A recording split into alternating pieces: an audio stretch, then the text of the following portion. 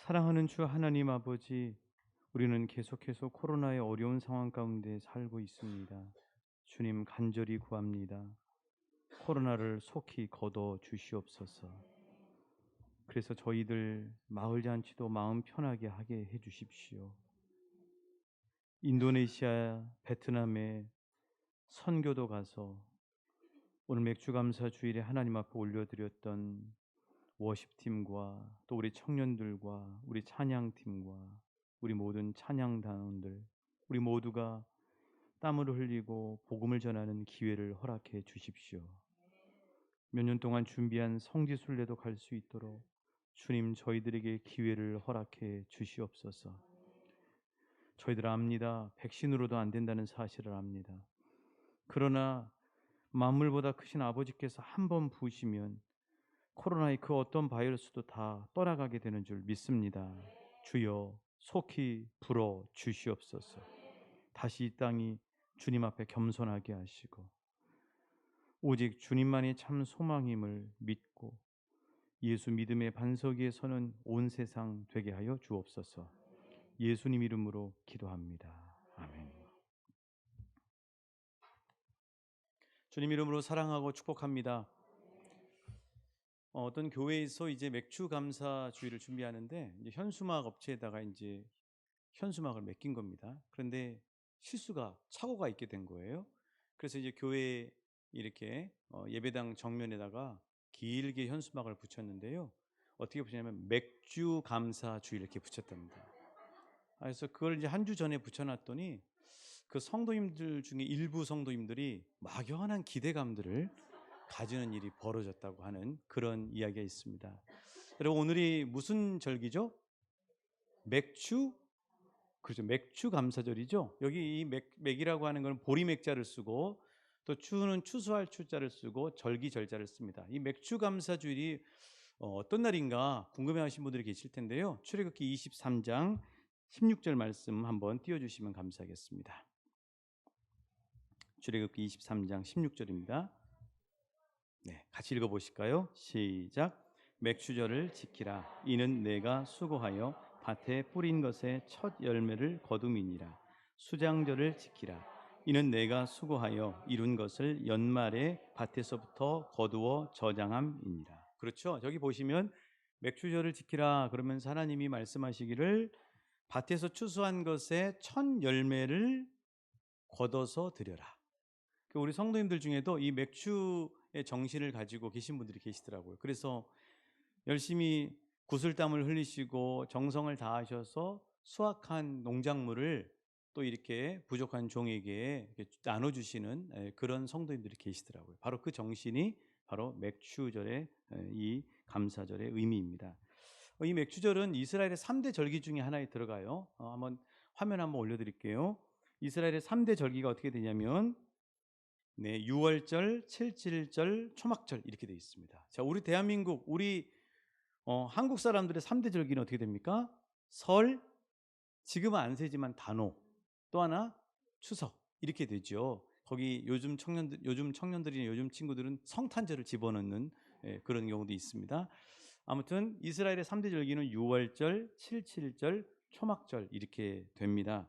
그런데 이제 맥주절은 앞에 보리맥자를 쓰지만 정확하게 표현하면 보리부터 시작해서 밀까지를 추수하는 절기.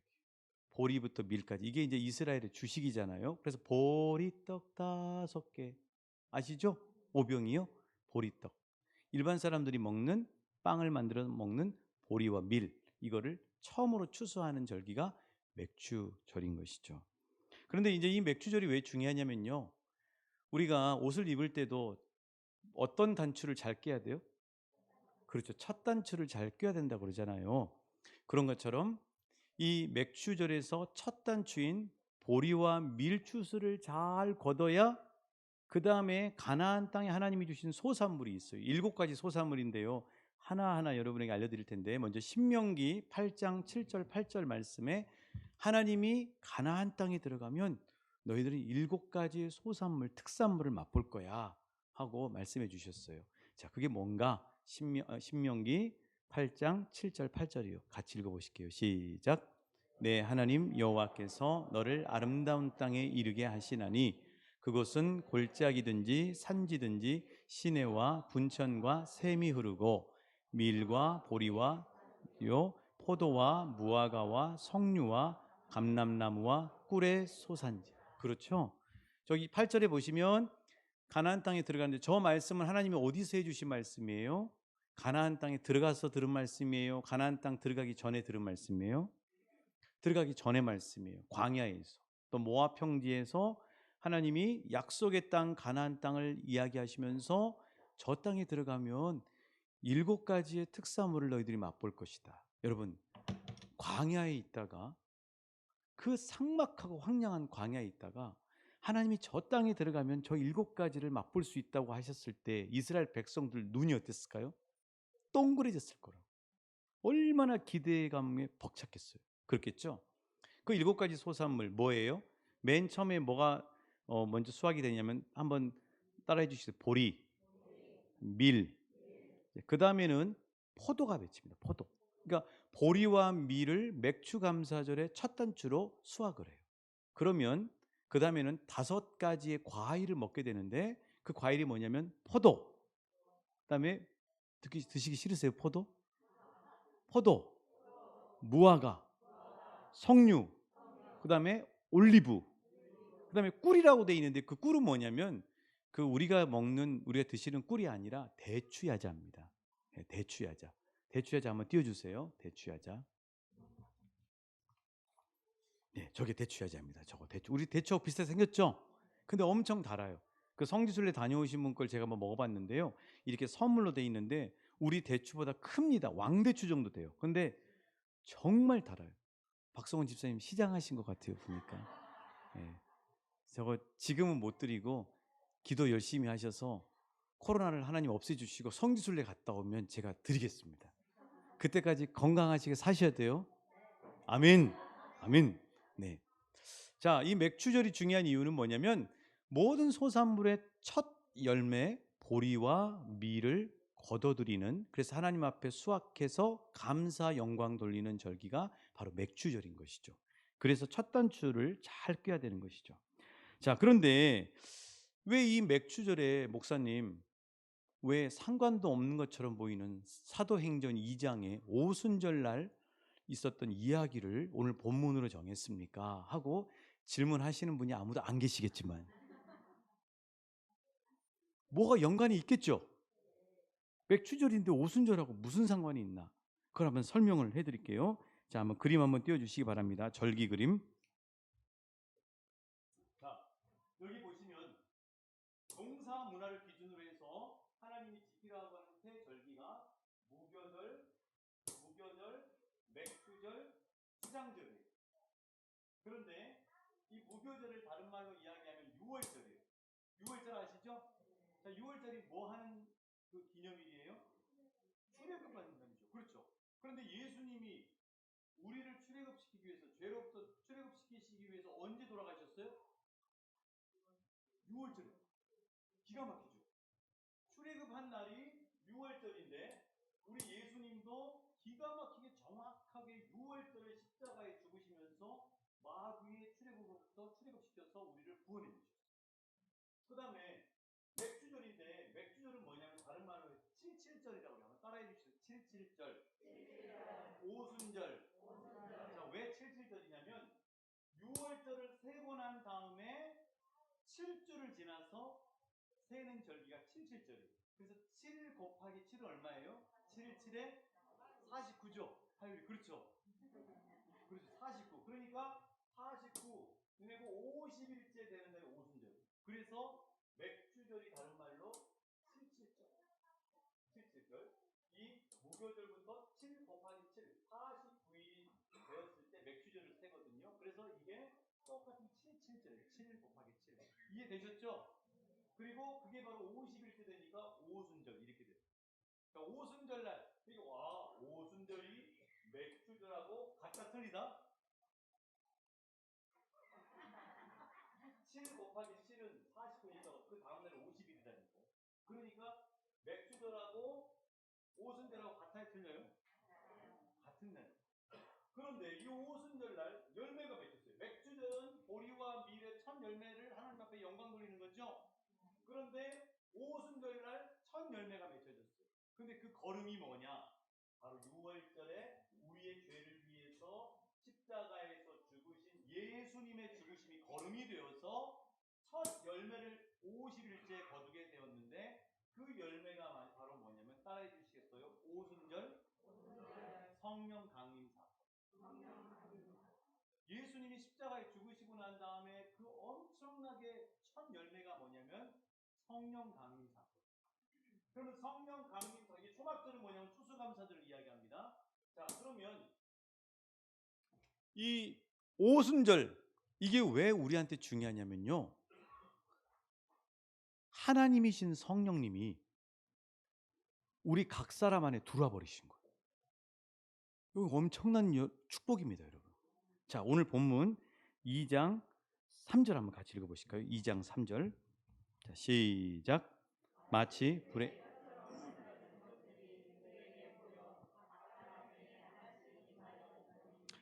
여러분, 마가의 다락방에 사람들이 120명 정도 모여 있는데요, 그들이 예수님의 말씀처럼 떠나지 않고 기도를 합니다.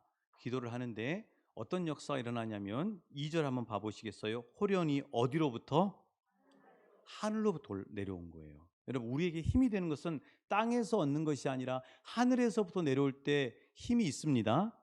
여러분의 삶 가운데도 땅에 있는 생각으로 사시면요, 한계가 있어요. 그런데 기도하다가 말씀 읽다가 갑자기 도저히 내가 생각하면 내 머리에서 나올 수가 없는 건데 위에서부터 확 들어와요.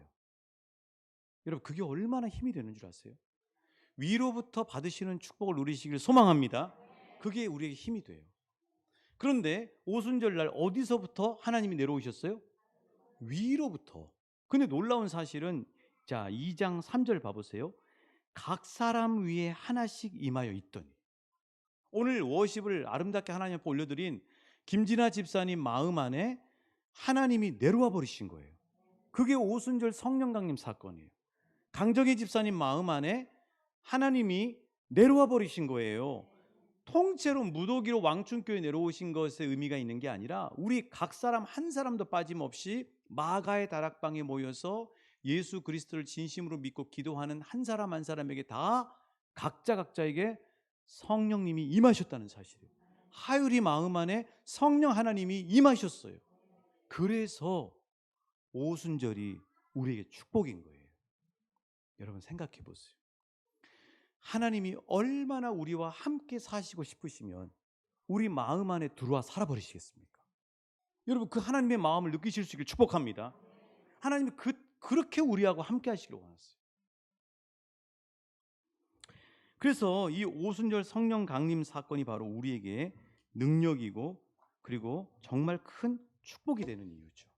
자, 여러분, 하나님이 우리 안에 살고 계신다니까요. 자, 여러분 마음에 대해 손을 한번 얹어 보십시오. 이렇게. 자, 한번 인사드리면, 성령님, 저와 함께 해주셔서 감사합니다. 영원토록 떠나시지 않고 천국 가게 해주세요. 저를 지켜주세요. 할렐루야. 여러분, 우리 안에 하나님이 거하신다고 하는 사실이 여러분 기쁘십니까? 근데 하나님도 기쁘신 거예요. 하나님도 우리 안에 들어오신 게 너무 기쁘신 거예요. 예수님은 몸을 입고 33년 동안 땅을 다니셨는데, 그런데 그 예수님이 승천하시고 난 다음에 성삼위 하나님과 함께 오순절 마가의 다락방의 역사를 통해서 우리 각 사람 한 사람 한 사람 안에 하나님이 들어와 살아버리시는 거예요. 우리도 기쁘죠? 근데 하나님도 우리 안에 들어오신 게 너무 기쁘시대요. 그게 스바냐서 3장 17절 말씀이에요. 뭐 이 찬송 잘 아시죠? 찬양 스바냐서 3장 17절 띄워주시기 바랍니다. 자, 하나님이 우리 안에 들어오시는, 저건 예언이에요. 예언. 저건 이루어진 게 아니라 예언이라고요. 예수님 오시고 난 다음에 너희에게 이루어질 거라고 예언한 거예요. 스바냐 선지자가. 근데 이루어진 거죠. 자, 우리 안에 들어오실 걸 생각하시면서 하나님의 마음이 어떠셨는가? 같이 읽어보실게요. 시작. 너의 하나님 여호와 너희 가운데 계신 전능자시, 그가 너로 말미암아 기쁨을 이기지 못하시며 너를 잠잠히 사랑하시며 너로 말미암아 즐거이 부르며 기뻐하시리라. 여러분, 하나님이 얼마나 우리 안에 들어올 걸 생각하시면서 기뻐하시는지 아시겠죠? 근데 이 스바냐서 3장 17절 말씀을 세 가지로 요약하면 이래요.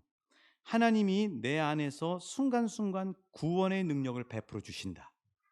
그게 첫 번째예요. 너의 하나님 여호와가 너희 가운데 계시니 그는 구원을 베푸실 전능자시라. 도와줄 때 있고 안 도와줄 때 있는 게 아니라 언제나 24시간 365일 하나님 나라 가는 그날까지 우리 안에 들어와 계시는 하나님이 구원의 능력으로 우리를 도와주시고 지켜주신다는 사실이에요. 두 번째는요, 너를 잠잠히 사랑하신다 그랬는데 우리말 성경에는 이게 이렇게 표현되어 있어요. 그분의 사랑 안에서 너를 새롭게 해주시고. 여러분, 새로워지시기를 원하십니까? 우리 안에 계신 하나님을 힘입을 때 우리는 날마다 새로워지실 줄 믿습니다. 하나님은 날마다 우리를 새롭게 하신대요. 뿐만 아니라 즐거이 부르며 기뻐하시리라. 너로 말미암아 기쁨을 이기지 못한다. 하나님, 우리 안에 들어오신 하나님이. 그래서 실은 우리 안에 들어와 계신 하나님은 우리 때문에, 우리 안에 들어와 계시는 것 때문에 기뻐서 노래하시고 계셔요. 여러분 마음 안에 계신 하나님이 기뻐서 노래하시고 계셔요. 이게 하나님의 마음이에요. 이 사실을 믿는 사람은 이 스바냐서 3장 17절의 말씀, 하나님이 날마다 우리에게 구원의 능력을 베푸시는 축복, 하나님이 사랑으로 날마다 우리를 새롭게 해주시는 축복, 우리 안에서 기뻐서 노래 부르시는 하나님의 기쁨을 받는 축복을 누리실 줄 믿습니다. 그걸 확신하는 사람은 그 축복을 누리게 돼 있어요.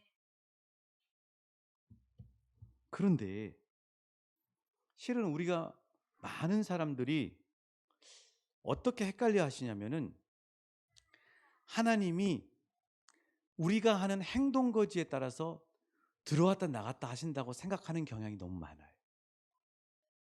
내 마음의 감정이 우울하고 안 좋고 힘들고 괴롭고 근심하면 하나님은 떠나셨다가 내가 다시 기쁨을 회복하면 하나님이 내 안에 들어오신다고 그렇게 생각하는 경향이 많아요.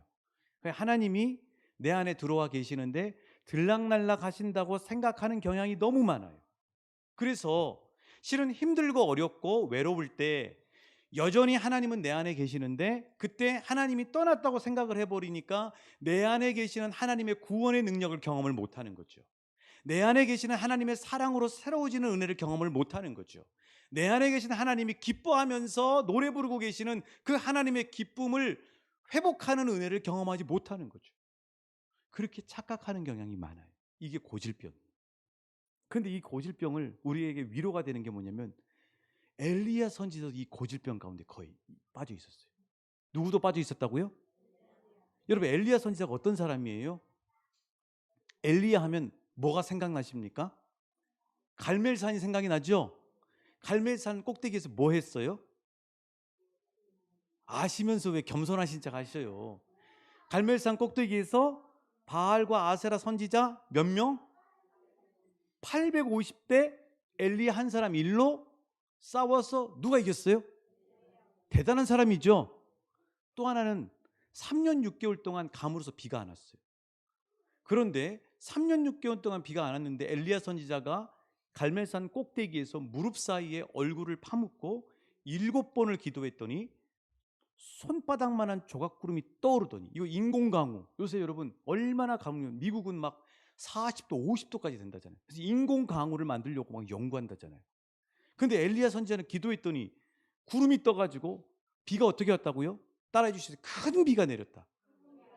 근데 몇 년 동안 가물었다고요? 3년 또는 3년 6개월 동안 가물었어요. 근데 엘리야 선지자가 기도했더니 큰 비가 내렸어요. 대단한 사람이에요, 안 대단한 사람이에요? 그런데 야고보 사도는 이 엘리야 선지자를 뭐라 그래요? 따라해 주시겠어요? 우리와 본성이 같은 사람이네. 별반 차이가 없는 사람이네. 자, 그러면 열왕기상 18장을 딱 펼치면요, 엘리야 선지자의 그 화려한 인생의 그 놀라운 전성기의 페이지가 딱 떠오릅니다. 그런데 18장에 그러니까 갈멜산에서 850대 1로 싸운 이야기, 이긴 이야기, 또 큰 비를 내린 이야기, 이런 이야기가 18장에 나와요. 그런데 19장을 딱 펼치면요, 천국에 있던 엘리야도 얼굴을 가릴 수밖에 없어요. 왜 그럴까요? 너무 부끄러워서. 자, 어떤 부끄러운 일이 벌어졌는가? 자, 지도 한번 띄워주시기 바랍니다. 자, 엘리야 선지자가 18장에서는 그 놀라운 역사를 펼치는데 쓰임받은 하나님의 선지자인데 19장에 넘어가면은요, 엘리야 선지자가 36회 주랭랑을 칩니다. 자, 엘리야 선지자가 어디까지 도망쳤는지 제가 한번 설명해 드릴게요. 자, 저기 꼭대기에 그 녹색으로 보이시는 갈멜산 보이십니까? 저기서 놀라운 역사를 펼친 거예요. 그랬다가 이스라엘이라고 해요. 이스라엘. 여기 이스라엘의 평야입니다. 여기 여기 성지 순례 세미나 나오신 분들 잘 알아요. 자, 여기 이스라엘이 있었다가요, 갑자기 협박하는 이야기 듣습니다. 누구로부터 듣냐면요, 그 당시 아합 왕이 북왕국 이스라엘 다스리고 있었는데 그의 부인이 누구냐면 이세벨. 그 이세벨이 뭐라고 얘기했냐면 엘리야 선지자한테 이렇게 얘기했어요. 너 죽여버린다. 너 죽여버릴 거야. 이렇게 얘기했어요. 너 죽여버릴 거야. 이렇게 얘기한 거예요. 여러분, 엄청난 능력을 발휘한 엘리야가 너 죽여버리겠다고 얘기하니까 하유라 걱정하지 마. 하나님 널 늘 붙들고 계셔. 겁을 먹어가지고 36개 주랭랑을 치는데 여기 이스라엘에서 있다가요 160km를 내려서, 여기 지금 가까운 것처럼 보이지만 160km입니다. 부엘세바까지 도망을 쳐요. 그랬다가 여기서도 마음이 안 놓이니까 부엘세바에서 하루 광야길을 더 들어가서 여기다 종도 여기 있어. 그래놓고 자기 혼자 하루 길을 더 와서 로뎀나무 아래 숨어요. 거기서도 두려우니까 어디까지 오냐면 시내산 아시죠? 시내산까지, 광야를 가로질러서 시내산까지 36개 주랭랑을 쳤습니다. 여러분, 엘리야 겁쟁이죠? 아니, 왜 엘리야가 듣고 있다고 여러분 또 너무 의식하는 거예요? 겁쟁이잖아요. 진짜 겁쟁이잖아요. 우리하고 별반 차이가 없잖아요. 뭐야 그거? 그 엄청난 역사를 해놓고 왜 이렇게 겁이 많을까? 자, 여러분이 엘리야가요, 그 이세벨에 너 죽여버릴 거야 이 얘기를 듣고 난 다음에 도망을 치는데요, 왜 엘리야가 차라리 북쪽으로 헐몬산 위로 도망을 가든지 아니면 요나처럼 배를 타고 서쪽 지중해로 도망을 치든지 아니면은 저기 그렇게 도망갈 것이지 왜 저 남쪽 사막을 가로질러서 시내산까지 도망을 쳤을까요? 거기 안전하다고 생각하니까. 그쵸? 그것도 맞아요. 자, 그런데 우리는 말씀 속에서 왜 엘리야가 북쪽이나 서쪽이나 바다 건너 그쪽으로 도망치지 않고 남쪽으로 도망치는지 알게 돼요. 자, 열왕기상 19장 8절이에요. 열왕기상 19장 8절. 더우십니까? 더우시면 에어컨 틀어드릴까요? 이제 이 마이크를 샀어요. 그래서 제가 설교하다가 여러분 사이로 들어갈 수가 있습니다. 여러분 좋으시겠죠? 여러분과 좀 대화도 하고. 자, 엘리야 선지자가 왜 저 남쪽 끝에까지 저렇게 3번에 걸쳐서 도망을 36개 주랭랑을 쳤을까? 그 이유가 뭘까? 자, 왕상 19장 8절 말씀 같이 읽어보실게요. 시작.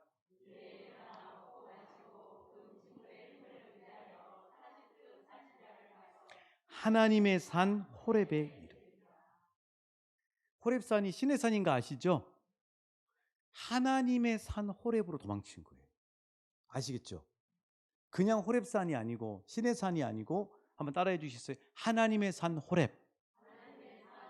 엘리야 선지자가 왜 북쪽으로 도망 안 치고 요나처럼 배 타고 서쪽으로 도망 안 치고 저 남쪽의 끝자락에 있는 신의 산 거기로 도망친 이유는 뭐냐면 하나님을 만나고 싶어서 그를 도망친 거예요. 여러분, 우리가 힘들고 어려울 때 하나님 만나고 싶잖아요. 그렇죠? 엘리야 선지자도 똑같은 거예요. 지금 너무 힘든 거예요. 죽을 것 같은 거예요. 죽을 것 같았거든요. 정말 두렵고 완전 탈진 가운데 빠졌거든요. 그래서 엘리야 선지자는 누구를 만나러? 하나님을 만나러 호렙산까지 간 겁니다. 자, 그러면 여러분에게 한번 여쭤볼게요. 호렙산까지 도망가서 하나님 만났을까요? 못 만났을까요? 만나긴 만났습니다. 근데 어떻게 만났는가? 열왕기상 19장 11절부터 13절이에요. 자, 엘리야 선지자가 어떻게 만났는가? 한번 말씀으로 같이 읽어보실게요. 시작. 여호와께서 이르시되 너는 나가서 여호와 앞에서 산에 서라 하시더니 여호와께서 지나가시는데 여호와 앞에 크고 강한 바람이 산을 가르고 바위를 부수나 바람 가운데 여호와께서 계시지 아니하며 지진이 있으나 지진 가운데에서도 여호와께서 계시지 아니하며 또 지진 후에 불이 있으나 불 가운데에도 여호와께서 계시지 아니하더니 불 후에 세미한 소리가 있는지라. 엘리야가 듣고 겉옷으로 얼굴을 가리고 나가 굴 어귀의 섬에 소리가 그에게 임하여 이르시되 엘리야야 내가 어찌하여 여기 있느냐. 그렇죠. 자, 그림을 하나 띄워주세요. 아주 그림을 너무 상징적으로 잘 그려놨더라고요. 자, 저 그림 지금 호렙산에 있는 굴에 들어간 겁니다. 누구 만나러? 하나님을 만나야 살아나잖아요. 그래서 갔는데 어떤 게 먼저 일어나요? 바람이 부는데 보통 바람이 아니라 바위가 깨지는 바람이에요. 어마어마한 바람이죠. 근데 바람 가운데 여호와께서 계셨어요, 안 계셨어요? 안 계셨다고 나오잖아요. 바람이 지나가고 난 다음에 그 다음에 뭐가 있으면 지진이 일어난 거예요. 지진. 하율이 지진 알죠? 지진이 일어났어요. 엄청난 지진이 일어났는데 지진 가운데 여호와께서 계셨어요, 안 계셨어요? 안 계셨어요. 그리고 난 다음에 엄청난 불이 난 거예요. 불 가운데도 여호와께서 계셨어요? 안 계셨어요. 본문 다시 한번 띄워주세요. 정확하게 나와요. 자, 열왕기상 19장 11절부터 13절에 보시면, 저기 보시면 처음에만 읽어드릴게요. 여호와께서 이르시되 너는 나가서 여호와 앞에서 산에 서라 하시더니 여호와께서 지나가시는데 여호와 앞에 크고 강한 바람이 산을 가르고 바위를 부수나 바람 가운데 여호와께서 계시지 않아요. 지진 가운데 여호와께서 계시지 않아요. 불 가운데 여호와께서 계시지 않아요. 그럼 어디 계셨어요? 불 후에 세미한 소리 가운데 여호와께서 계셨어요. 그렇죠? 그리고 하나님 앞에 무슨 얘기를 드냐면 13절, 19장 13절 하나님이 뭐라고 말씀하시면 맨 끝에 보시면 따라해 주세요. 엘리야야 너 왜 여기 있니? 엘리야 누구 만나러 갔어요? 하나님 만나러 갔는데 하나님이 엘리야 보고 뭐라 그래요? 너 왜 여기 있니? 그리고 어디로 가라 그러냐면 다메섹으로 보냅니다. 북쪽으로 보내요. 자, 여러분 여기서 놀라운 사실이 있는데 엘리야는 왜 호렙산에 하나님을 만나러 갔냐면 그 당시는 바알과 아세라가 판을 치는 세상이었어요. 그래서 온통 바알과 아세라를 그 믿는 선지자들밖에 없었어요. 그래서 엘리야가 생각할 때는 자신이 지키고 있어야 될 북왕국 이스라엘의 땅 가운데는 하나님을 만날 수 있는 곳이 없다고 생각을 했어요. 그래서 그 신비한 산인 모세가 하나님을 만났던 시내산까지 남쪽으로 쭉 내려가 가지고 거기서 하나님을 찾았던 거예요. 또 하나는 엘리야는 바람과 지진과 불 가운데서 하나님 만난 것이 아니라 세미한 소리 가운데 하나님 만났어요. 뭐냐면 엘리야 선지자는 특정한 장소에 가야 하나님을 만날 수 있다고 하는 생각을 가지고 있었어요. 그게 하나님이 깨우쳐 주시는 게 뭐냐면 따라해 주셨어요. 엘리야야 너 왜 여기 있니? 이렇게 물으신 거예요. 그리고 다메섹으로 보낸 겁니다. 엘리야는 하나님을 바깥에서 들은 거예요. 하나님의 음성을 바깥에서 들을 수 있다고 생각한 거예요. 근데 그게 아니고 하나님은 지금 어디 계시냐면요, 엘리야의 마음 안에 계셔요. 하나님은 엘리야의 마음 안에 계신다니까요. 세미한 소리라고 하는 뜻이 뭐냐면 침묵 가운데 들리는 소리. 근데 세미한 소리를 하나님이 뭐라고 말씀하셨을까? 세미하게 뭐라고 말씀하셨을까? 이렇게 말씀하셨을 것 같아요. 여러분 따라해 주시겠어요? 엘리야야 내가 네 안에 있다. 그걸 세미하게 하나님 말씀해 주신 거예요. 어떤 스님이 있는데 지금 불교 조계종에서 경북 문경에다가 올 연말에 오픈할 거를 계획하면서 세계 명상센터를 짓고 있습니다. 엄청난 돈을 짓고 있어요. 근데 이 명상센터가 시작이 되면 그걸 운영하는 분이 누구냐면 각산 스님인데요. 61세 되셨어요. 자, 이 스님이 왜 그걸 맡냐면 이 스님은 불경을 읽을 때는 그렇게 은혜가 돼요. 그랬대요. 그런데 막상 삶의 자리에 가서 그분 직장 안 다니죠. 스님은 직장 안 다니죠. 삶의 자리에 가서 생활을 하면은 불경 안에서 은혜 받았던 것들이 삶에 연결이 안 되더라고요. 그래서 그 고민을 가지고 젊었을 때부터 어딜 다녔냐면요. 호주, 영국, 태국, 또 프랑스의 떼제 공동체 유명합니다. 또 저 달라이 라마가 있는 티벳, 그다음에 미얀마. 저 미얀마 가봤거든요. 미얀마의 파욱 명상이라고 하는 명상이 있어요. 넓은 광활한 그 광야에다가 조그만하게 소박하게 집을 지어가지고 이런 식으로 묵상 명상을 합니다. 사진 한번 띄워주세요. 자, 이분이 각산 스님의 젊었을 때 모습이에요. 저 앞에 뭐가 있습니까? 해골바가지 있잖아요. 해골바가지. 해골바가지 놓고 그 앞에서 묵상을 하는 겁니다. 이게 파욱 묵상, 미얀마가 유명해요. 그런데 그렇게 몇십 년 동안을, 미얀마는 10년 있었거든요. 몇십 년 동안을 전 세계를 다 돌아다녀 보고 난 다음에 한국에 와서 보니까 한국에서 또 다른 자기가 젊었을 때 찾지 못했던 이 명상법이 있다는 것을 발견하게 된 거예요.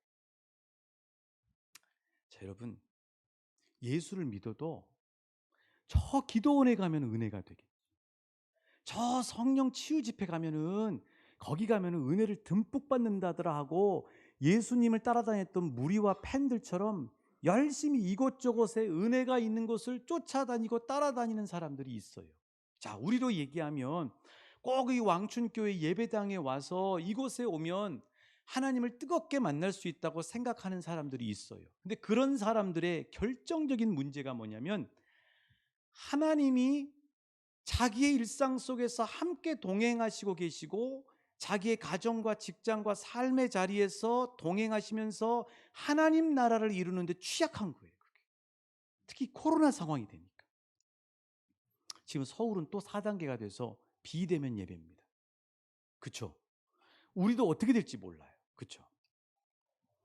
이 코로나 상황에서 하나님이 우리에게 말씀하시고 엘리야에게 깨우쳐 주신 것은 뭐냐면, 하나님을 바깥에서 소리를 들으려고 하지 말라는 거예요. 왜요? 하나님은 우리 안에 들어와 계시잖아요. 내 안에 하나님이 계시거든요. 저 호렙산까지, 저 어디 집회까지, 저 어디 기도원까지, 저 주중에 왕춘교회까지 오실 필요가 없어요. 내 안에 하나님이 살아계시니까. 그래서 세상에 있는 백색 소음의 귀를 닫고 내 안에 계신 하나님 앞에 집중을 하고 간절함으로 하나님 앞에 귀를 기울이면 내 안에서 말씀하시는 하나님의 생생한 세미한 음성을 엘리야처럼 듣게 되는 역사를 경험하게 되실 줄 믿습니다. 그게 맥추절의 은혜예요. 맥추절 오순절의 은혜라고. 맥추절의 첫 열매인 보리와 밀의 첫 수확의 열매는 실은 신약성서 예수님의 십자가 사건 이후에는요, 오순절날 마가의 다락방에서 감히 살아계신 하나님이 각 사람 마음 안에 들어와 살아버리신 거예요, 여러분. 그래서 우리 마음 안에 살아계시는, 우리 마음 안에서 언제나 함께 동행하시는 그 하나님의 은혜를 경험하는 것이 바로 맥추절의 은혜를 경험하고 하나님 앞에 감사하는 거예요. 그게 은혜의 첫 단추예요. 그래서 내 안에 하나님이 살아계신다고 하는 사실을 늘 확신하고 사는 사람은 그분의 삶이 요셉과 다니엘처럼 능력 있는 삶을 살 수 있습니다. 근데 요셉과 다니엘이 이미 그 사실을 알고 능력 있는 삶을 살았어요. 여러분, 요셉의 별명이 뭔 줄 아세요? 자, 창세기 41장 38절입니다. 자, 요셉의 별명이 뭔가 같이 읽어보실게요. 바로 왕이 이야기한 겁니다. 시작.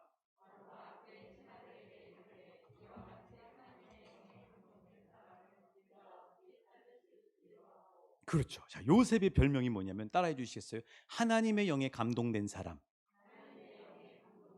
예배 끝나고 댁에 가셔서 우리말 성경이나 새번역 성경 찾아보세요. 하나님의 영에 감동된 사람이라고 하는 뜻, 그게 어떻게 표현되어 있냐면 하나님의 영이 함께하는 사람이에요. 요셉은 자기 이스라엘 공동체를 벗어나서 어쩔 수 없이 보디발의 몸종으로 팔렸어도 그것에서도 하나님과 동행했어요. 할렐루야. 창세기 39장이죠. 그 이유가 뭐예요? 하나님의 영이 자기 안에 함께하고 있음을 늘 잊지 않고 그분과 동행하는 삶을 살았기 때문입니다. 보디발의 아내가 막 유혹하고, 저는 유혹이 안 되죠. 유혹하고 그렇게 하는데 그 보디발의 아내의 방에서도 거기에 넘어가지 않을 수 있었던 이 혈기왕성한 청년이 될 수 있었던 이유가 뭐냐면 자기 안에 있는 하나님의 영이 자기와 함께하고 있다고 하는 사실을 기억하고 있었기 때문이에요. 그 인생 끝났다 하고 감옥에 들어갔는데 감옥에서도 지옥과 같은 감옥에서도 능력 있는 삶을 살고 떡과 논과 술과 논에게 위로와 소망을 줄 수 있었던 이유가 뭐냐면 자기 안에 거하시는 하나님과 동행했기 때문이라는 사실이에요. 요셉이 그런 사람이에요.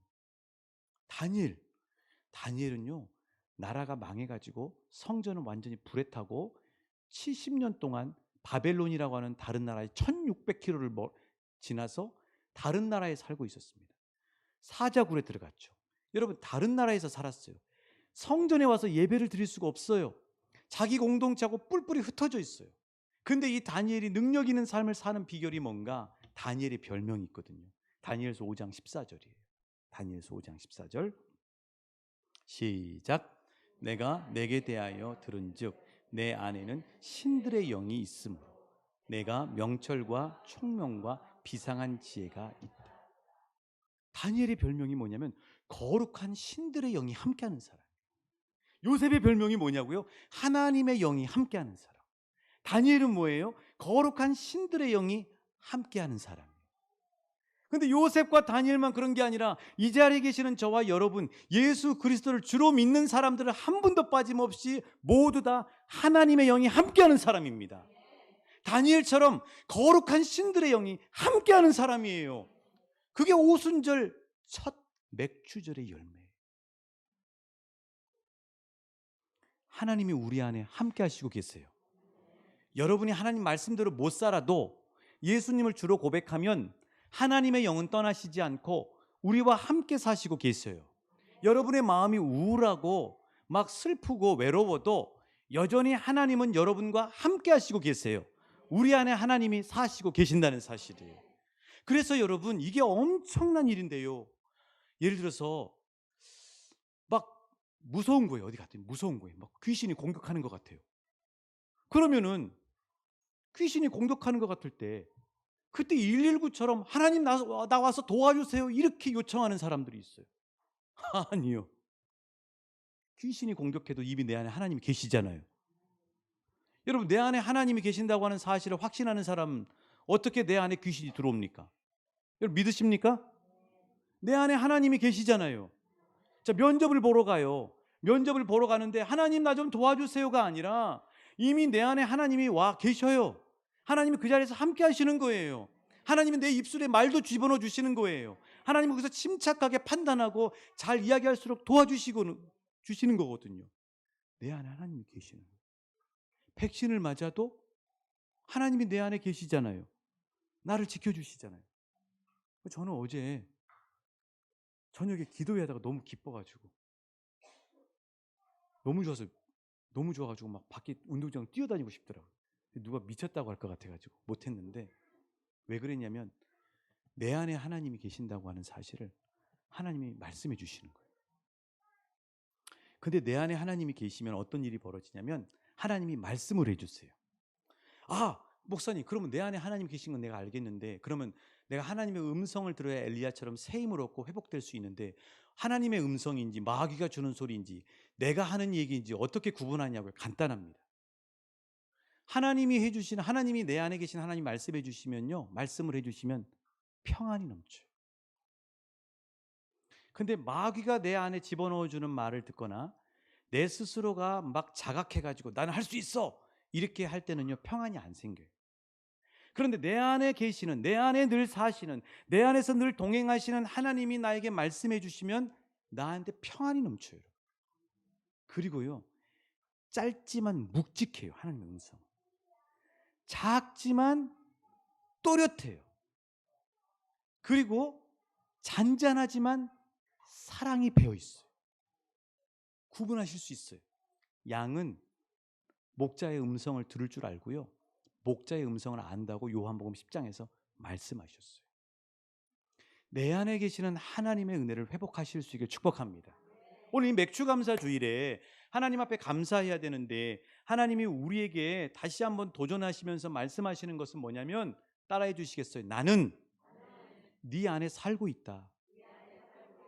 나와 누리고 동행하거라. 그러면 능력 있는 삶을 살고 성령의 열매를 맺게 된다. 내 안에 하나님이 나를 주장하시면요, 내가 사랑하려고 하는 것이 아니라 사랑해져 버리는 거죠. 내 안에 하나님이 나를 주장하시면 우울했다가도 기쁨이 넘쳐버리시는 거죠. 내 안에 하나님이 계시면 온유하려고 내가 힘쓰고 도덕적으로 힘쓰는 것이 아니라 내 안에 성령님이 나를 주장하면 온유해져 버리는 거예요, 여러분. 그 은혜를 날마다 자유한 성령의 역사의 은혜를 경험하셔서 이 맥주절에 풍성한 하나님의 은혜를 경험하시는 한 분 한 분 되시길 우리 주님이 축복하시고 말씀하십니다. 우리 함께 찬양하시면서 기도하실게요.